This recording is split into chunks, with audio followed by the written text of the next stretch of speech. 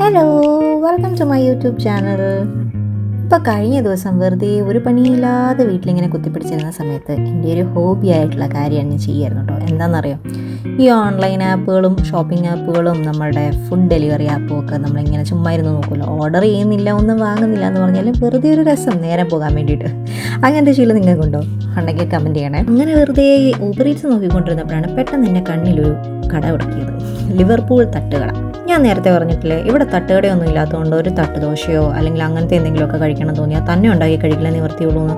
പക്ഷേ ഇത് കണ്ടപ്പോഴത്തേക്ക് ഞാൻ ജസ്റ്റ് അവരുടെ മെനു ഒക്കെ ഇങ്ങനെ നോക്കി. അവിടെ തട്ടുദോശയും ഓംലെറ്റും പൊറോട്ടയും എല്ലാ സാധനങ്ങളും ഉണ്ടായിരുന്നു. അപ്പം വിച്ചു ഷിഫ്റ്റ് കഴിഞ്ഞ് വന്നപ്പോഴത്തേക്ക് ഞാൻ ചോദിച്ചു നമുക്കൊന്ന് ജസ്റ്റ് ഇങ്ങനൊരു കട കണ്ട് നമുക്ക് പോയാലോ എന്ന് ചോദിച്ചു. പറഞ്ഞു എന്നാൽ പോയേക്കാം, റെഡി ആയിക്കോളാൻ പറഞ്ഞു. അങ്ങനെ വിച്ചു കുളിയെല്ലാം കഴിഞ്ഞ് റെഡിയായി വന്നു. ഞാനും റെഡിയായി. ഞങ്ങൾ രണ്ടും കൂടി ഒരു നൈറ്റ് റൈഡ് പോലെ ചുമ്മാ അങ്ങ് ഇറങ്ങി. ജസ്റ്റ് ഒന്ന് കറങ്ങിയിട്ട് വിശന്ന് തുടങ്ങുമ്പോഴത്തേക്ക് പതുക്കെ കടയിലേക്ക് പോകാമെന്ന് വിചാരിച്ചു. അങ്ങനെ നമ്മൾ ഫൈനലി ആ കടയിലെത്തി കഴിഞ്ഞപ്പോൾ കണ്ടില്ലേ, കുറേ നമ്മൾ മലയാളത്തിലൊക്കെയാണല്ലോ എഴുതി വെച്ചിരിക്കുന്നത്. അതേപോലെ തന്നെ നമ്മൾ മലയാളം പടം 3 കിങ്സും അവിടെ ഇട്ടിട്ടുണ്ടായിരുന്നു. അപ്പോൾ ഇതെല്ലാം കൂടെ കണ്ടപ്പോഴത്തേക്ക് ഒരു സുഖം. അങ്ങനെ മെനു കാർഡ് നോക്കി. ഫസ്റ്റ് തന്നെ ഞാൻ ഒരുപാട് ഇവിടെ വന്നിട്ട് മിസ് ചെയ്തൊരു സാധനമാണ് ഫസ്റ്റ് ഓർഡർ ചെയ്യുന്നത് കേട്ടോ, നമ്മുടെ മുട്ട പഫ്സ്.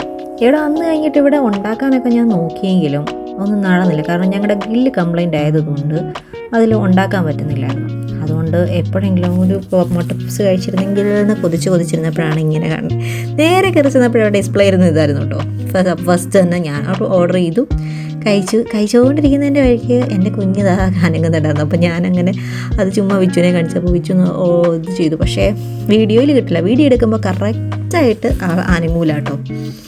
അതെങ്ങനെയാണ്, എപ്പോഴൊക്കെ ഞാൻ വീഡിയോ എടുക്കാൻ നോക്കിയാലും അനങ്ങൂല. അല്ലാത്തപ്പോൾ അകത്ത് കിടന്ന് ഭയങ്കര ഡിസ്കോ കളിയാണ്. അങ്ങനെ വിച്ചു ഓർഡർ ചെയ്ത ഫസ്റ്റ് സാധനം വന്നു.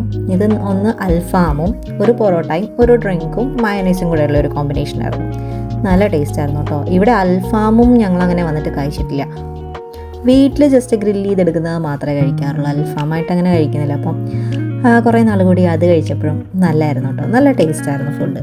അങ്ങനെ വിച്ചു ഇതിങ്ങനെ ഓരോ പീസൊക്കെ ആയിട്ട് ഇങ്ങനെ ഭയങ്കര അടിപൊളിയായിട്ട് എടുത്ത് കഴിക്കുന്ന കണ്ടപ്പോഴത്തേക്ക് എനിക്കും കൊതി സഹിക്കാൻ പറ്റില്ല. പിന്നെ ഞാനും ട്രൈ ചെയ്തു.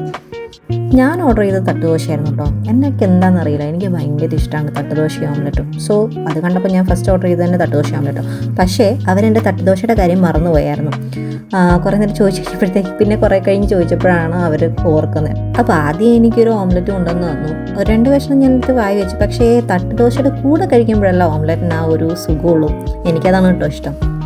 അതുകൊണ്ട് കുറച്ച് മാറ്റി വെച്ചിട്ട് ബാക്കി തട്ടുദോശ വന്നിട്ട് കഴിക്കാമെന്ന് വിചാരിച്ചു. അങ്ങനെ എൻ്റെ സാധനവും എത്തി.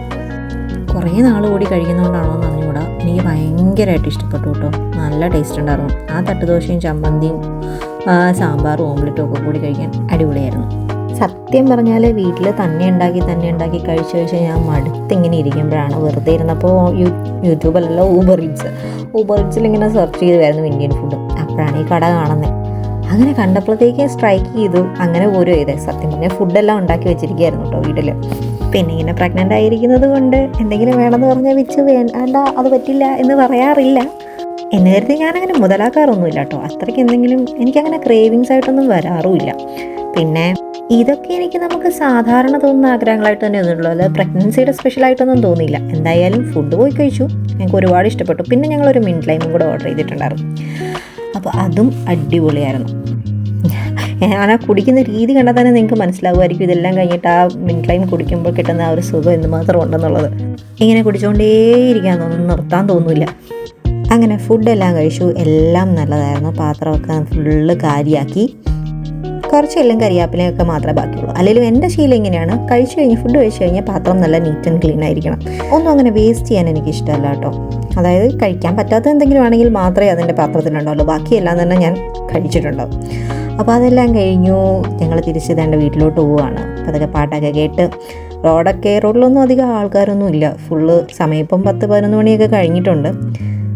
അങ്ങനെ ഫുഡൊക്കെ കഴിച്ച സന്തോഷത്തിൽ ഞാനും എൻ്റെ ഭർത്താവും എൻ്റെ കുഞ്ഞും സന്തോഷമായിട്ട് വീട്ടിലേക്ക് പോവാണ്. പിറ്റേ ദിവസം വിച്ചുവിന് ഷിഫ്റ്റിന് പോകേണ്ടത് കൊണ്ട് പിന്നെ പെട്ടെന്ന് തന്നെ തിരിച്ച് വീട്ടിലേക്ക് വന്നു. ഇല്ലെങ്കിൽ കുറച്ച് നേരം അവിടെ ഇങ്ങനെ ചുമ്മാ ഒന്ന് റൈഡൊക്കെ പോയിട്ട് വരാമെന്ന് വിചാരിച്ചായിരുന്നു. കുറച്ച് പേരൊക്കെ കറങ്ങിയിട്ട് പിന്നെ ഞങ്ങൾ നേരെ വീട്ടിലേക്ക് വന്നു. കാരണം പിറ്റേ ദിവസം ഷിഫ്റ്റിന് പോകുമ്പോൾ അല്ലെങ്കിൽ പിന്നെ ഭയങ്കര ടയേർഡാവുമല്ലോ, അതുകൊണ്ട് മാത്രം. എന്തായാലും ആ നൈറ്റ് ഒരു നല്ല രസമായിരുന്നു കേട്ടോ. ഒരുപാട് ഇഷ്ടപ്പെട്ടു. അപ്പോൾ അത്രേ ഉള്ളൂ ഇന്നത്തെ വീഡിയോ. Thank you, by.